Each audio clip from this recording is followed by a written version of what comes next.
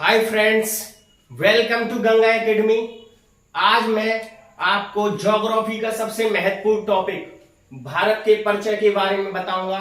इस टॉपिक को मैं कराऊंगा आपको। यह वीडियो मेरी कुछ स्टूडेंटों की डिमांड पर बनी है कि सर आप ज्योग्राफी समझाइए हमें। ज्योग्राफी में ये चैप्टर नॉर्मल रहता है, क्लास 5th से भी ये चैप्टर आपको पढ़ने के लिए मिलता है, बट क्लास 9th में भी ये चैप्टर आपको दे रखा है पहला ही, जो है आपका साइज एंड लोकेशन के नाम से। साइज एंड लोकेशन के नाम से ये चैप्टर दे रखा है और इस चैप्टर को मैं आपको भारत के परिचय, और ये सभी परीक्षाओं में आने वाला ये टॉपिक है। अक्सर सभी परीक्षाओं में यहां से क्वेश्चंस पूछे जाते हैं। चलिए आज हम अपना ज्योग्राफी का सबसे महत्वपूर्ण टॉपिक भारत का परिचय से स्टार्ट करते हैं। देखिए, भारत के परिचय के बारे में, भारत का परिचय, जो भारत का जो परिचय है, भारत का जो परिचय है, हम इसकी सबसे पहले इसकी भारत की स्थिति के बारे में जानेंगे। भारत की स्थिति के बारे में, और भारत की स्थिति को भी हम किस तरीके से जानेंगे, ये हम जानते हैं कि भारत की स्थिति को हम दो तरीके से जान सकते हैं। एक है हमारा महाद्वीप, दूसरा ग्लोब। देखिए, महाद्वीप को हम कॉन्टिनेंट कहते हैं, इंग्लिश में से कॉन्टिनेंट कहा जाता है, और हमारे पूरे वर्ल्ड में 7 कॉन्टिनेंट हैं। Globe is a model of the earth, जो हम शुरू से ही पढ़ते हुए आ रहे हैं कि ग्लोब एक मॉडल ऑफ द अर्थ होता है, पृथ्वी का एक सूक्ष्म रूप होता है। चलिए अब हम सबसे पहले इसमें महाद्वीप में जानेंगे कि भारत की जो महाद्वीप में जो स्थिति है, भारत की जो महाद्वीप में स्थिति है, वो हमारा जो भारत है वो एशिया के अंदर आता है, ये सभी को पता है। अब एशिया में हमारा जो भारत है वो कहां आता है? आपने अगर एशिया का मैप देखा हो तो हमारे भारत की कुछ स्थिति इस तरीके से, भारत हमारा साउथ में लटका हुआ है। ये ईस्ट हो गया, ये वेस्ट हो गया, ये नॉर्थ हो गया, ये साउथ हो गया। जो हमारे भारत एशिया में जो भारत की स्थिति है वो हमारी साउथ में है। तो मतलब महाद्वीप में अगर हम जाने कि हमारा जो भारत है, तो जो हमारे भारत की जो स्थिति है वो किस में है? दक्षिण में। अब आपको यहां से एक चीज और ध्यान रखनी है कि हमारा जो भारत है, हमारा भारत दक्षिण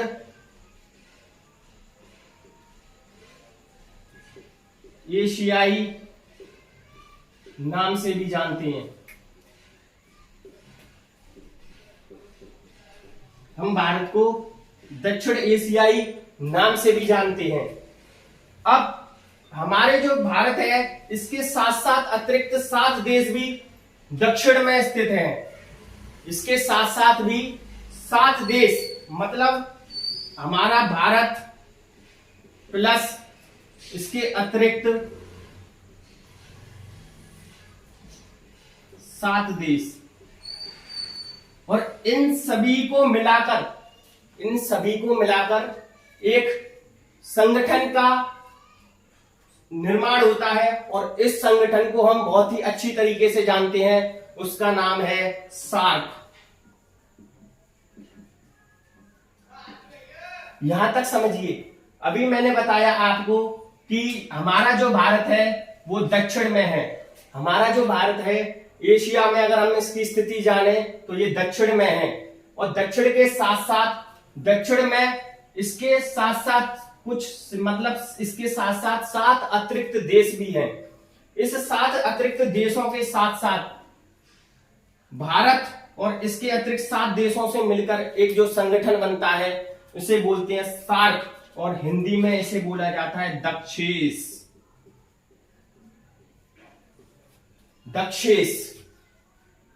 तो यहां तक आपने ये चीजें सारी समझी होंगी। इससे आगे मैं आपको शार्क के बारे में, हाँ, आपसे अगर एक क्वेश्चन पूछ लिया जाए कि भारत, हमारे जो एशिया है, एशिया के दक्षिण में लगभग कुल कितने देश हैं, तो एशिया के दक्षिण में कुल 8 देश, 8 देश हो जाएंगे आपके। 1 हमारा भारत और 7 ये, तो हमारे दक्षिण में कुल कितने देश हो जाएंगे? 8। चलिए इससे आगे हम जानते हैं सार्क के बारे में।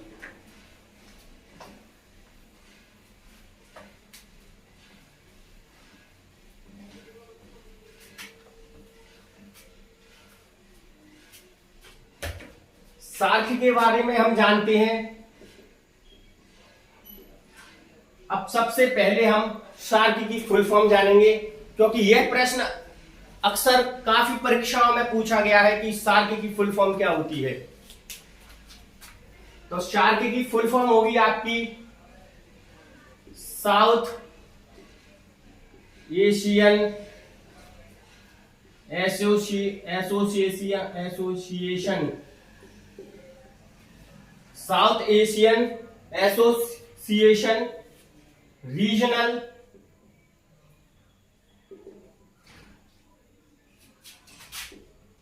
कॉरपोरेशन, ये इसकी फुल फॉर्म है। इसके साथ साथ हम सार्क में कितने कुल देश शामिल होते हैं, सार्क के अंदर हमने आपको भी बताया कि एक हमारा भारत और इसके अतिरिक्त 7 देश होते हैं। और इनकी स्थिति को हम कैसे जानेंगे कि कौन कौन से 7, कुल 8 देश शामिल होते हैं इसमें? इसके लिए आपको बहुत आसान सी चीजें याद रखनी है।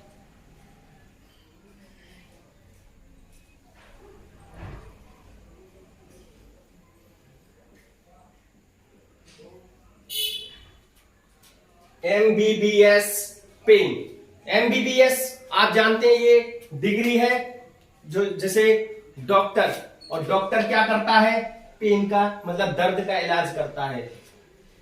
तो M से जो हमारा जो देश है वो है मालदीव। B for Bangladesh.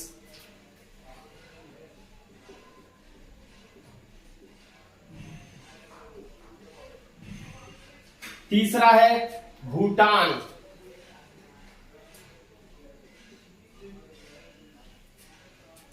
चौथा है श्रीलंका।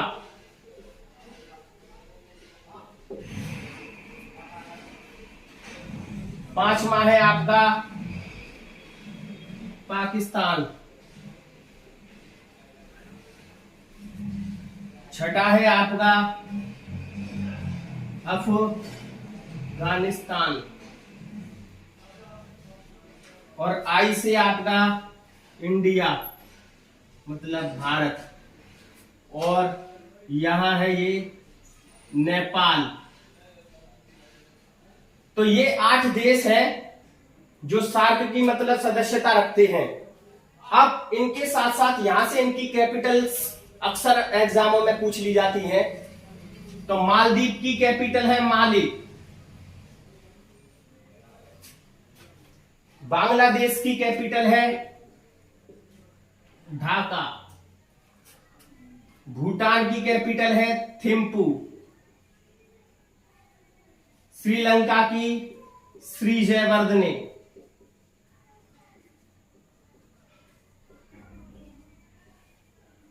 पाकिस्तान की इस्लामाबाद।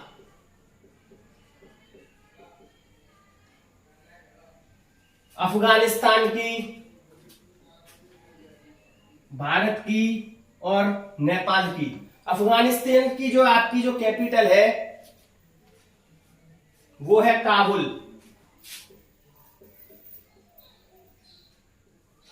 भारत की कैपिटल आपकी नई दिल्ली। और नेपाल की जो कैपिटल है वो है काठमांडू। इसके साथ साथ इस सार्क देश, जो सार्क संगठन था, इसकी जो स्थापना हुई थी वो हुई थी आपकी 8 दिसंबर 1985 को 8 दिसंबर 1985 को सार्क की स्थापना हुई थी। जो सार्क के सबसे पहले जो अध्यक्ष थे, सार्क के जो सबसे पहले अध्यक्ष थे, इसको भी आप ध्यान में रखें, वो थे अब्दुल एहसान।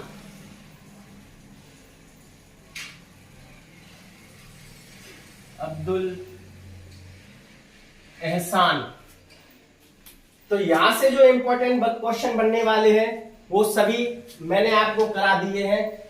ये थी आपकी हमारे भारत की एशिया में स्थिति, और इसके साथ साथ मैंने आपको बता भी दिया कि यहां से जो 7 देश हैं और हमारा जो भारत है उससे मिलकर एक संगठन का गठन होता है, उसको कहते हैं सार्क। सार्क की स्थापना 8 दिसंबर 1985 को हुई थी। सबसे पहले अध्यक्ष अब्दुल एहसान थे। आप इसके वर्तमान अध्यक्ष भी याद रखें। इनके जो वर्तमान अध्यक्ष हैं,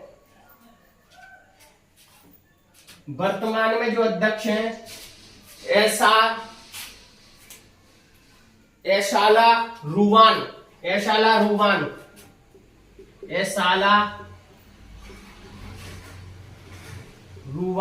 इसको शॉर्ट में इतना ही याद कर लें, एशाला रूवान इसके वर्तमान में अध्यक्ष हैं। ये सार्क के वर्तमान में अध्यक्ष हैं। इससे आगे अब हम ग्लोब पे चर्चा करेंगे।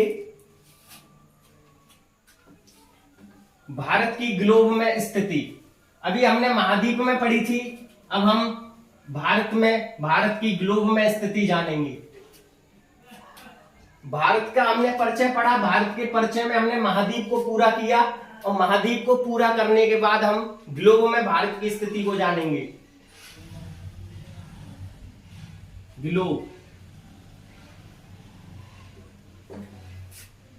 देखिए भारत की जो ग्लोब में स्थिति है, तो सबसे पहले हम एक ग्लोब बनाते हैं। ये हमने ग्लोब बनाया। यहां से इस ग्लोब को, मतलब इस पृथ्वी को, हमारी को एक रेखा 2 बराबर भागों में विभाजित करती है, डिवाइड करती है, जिसे बोलते हैं हम 0 डिग्री अक्षांश। 0 डिग्री अक्षांश कहते हैं। 0 डिग्री अक्षांश ये रेखा है। इस रेखा को हम भूमध्य रेखा या विषुवत रेखा कहते हैं। विषुवत रेखा, इंग्लिश में इसे इक्वेटर कहते हैं। 0 डिग्री अक्षांश मतलब इसको लैटिट्यूड बोलते हैं। 0 डिग्री लैटिट्यूड, 0 डिग्री लैटिट्यूड इसको याद इंग्लिश में इक्वेटर कहते हैं, और हिंदी में से भूमध्य रेखा और विषुवत रेखा कहते हैं। अब यहां से भी एक रेखा जाती है। इस रेखा का मान है, 1 मिनट, ये 2 बराबर भागों में बटा है, और इसको हम 0 डिग्री अक्षांश कहते हैं। यहां ये वाला जो भाग है इसको नॉर्थ, मतलब इसे उत्तरी गोलार्ध कहते हैं, और ये वाला जो पार्ट है इसको कहते हैं दक्षिणी गोलार्ध, मतलब साउथ।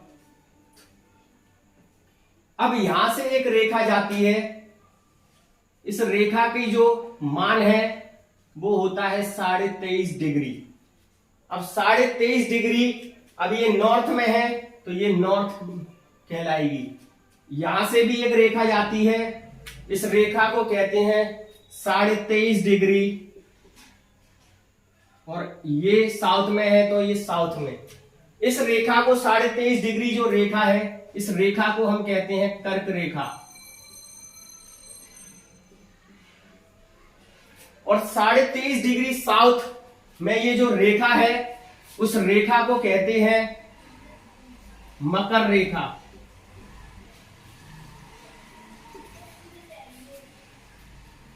अब इस कर्क रेखा को इंग्लिश में कहते हैं ट्रॉपिक ऑफ कैंसर, और इसको कहते हैं मकर रेखा को ट्रॉपिक ऑफ कैप्रिकॉर्न। इंग्लिश में आप लिखना चाहें तो लिख सकती हैं, ट्रॉपिक ऑफ कैंसर और ट्रॉपिक ऑफ कैप्रिकॉर्न।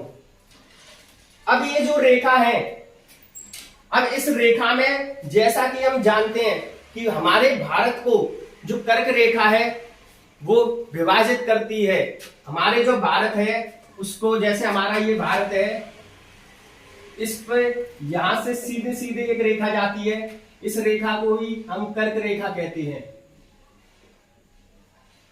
दो हमारे भारत से सीधे एक विभाजित करती हुई एक रेखा जाती है, तो ये इस रेखा को हम कहते हैं कर्क रेखा। अब इस कर्क रेखा से हमें यह ज्ञात हुआ जो हमारी भारत की स्थिति जो ग्लोब में है, वो आपके भारत की स्थिति कहां होगी, यहां पर। तो इससे हमें यह पता चला कि अक्षांश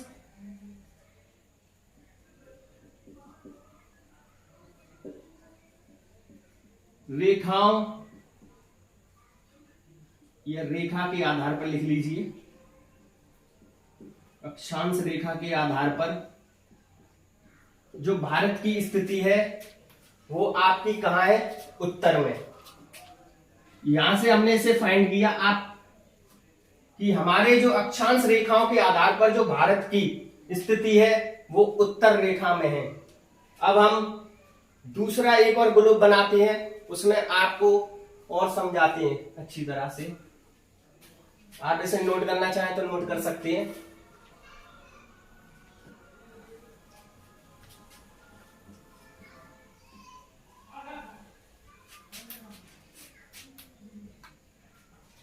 एक और हमने यहां ग्लोब बनाया और इस ग्लोब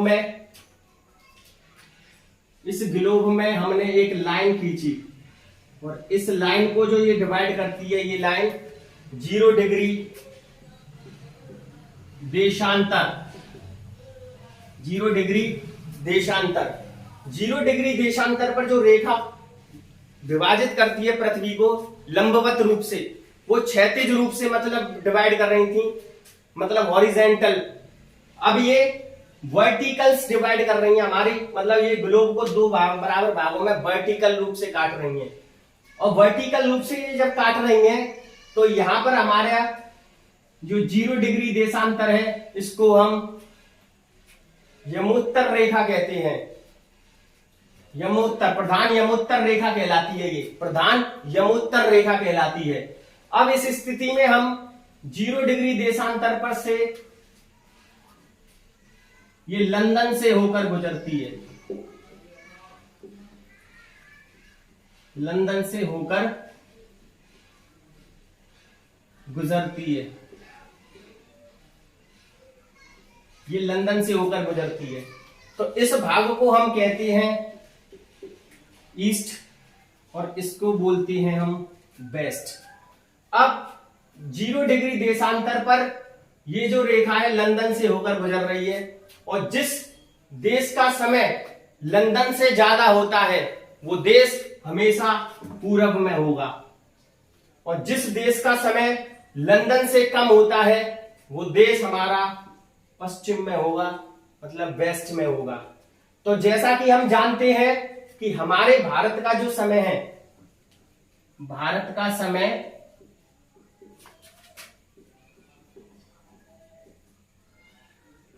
लंदन के समय से 5.5 घंटे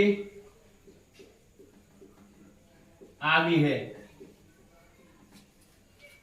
हमारा भारत का समय लंदन के समय से 5.5 घंटे आगे है। तो हमारा भारत किस साइड आएगा बताइए? हमारा भारत इस साइड में आएगा। तो इस स्थिति से देशांतर रेखाओं के आधार पर, देशांतर रेखा के आधार पर भारत की जो स्थिति है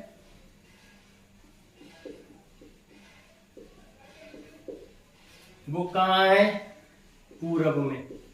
तो इस दोनों ग्लोबों से हमने निष्कर्ष करके ये निकाला कि हमारी जो भारत की स्थिति ग्लोब में है, भारत की जो ग्लोब में स्थिति है,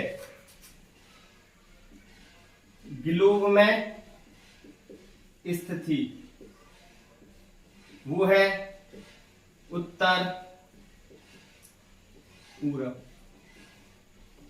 फ्रेंड्स, आज मैं आपको इतना ही समझाऊंगा। मैं अगली 2 वीडियो में इस पूरे टॉपिक को और इस टॉपिक से बनने वाले सारे क्वेश्चंस को आपको पूरा कराऊंगा। यदि आपको हमारी वीडियो अच्छी लगे तो उसमें कमेंट अवश्य करें कि आपको रियली में ज्योग्राफी समझ में आ रही है या नहीं आ रही है। यदि आपका कोई डाउट है तो कमेंट बॉक्स में डाउट को अवश्य डालें, और हमारी वीडियो आपको पसंद हुई हो तो लाइक करिए, उसे ज्यादा से ज्यादा शेयर करिए। Thank you Ganga academy.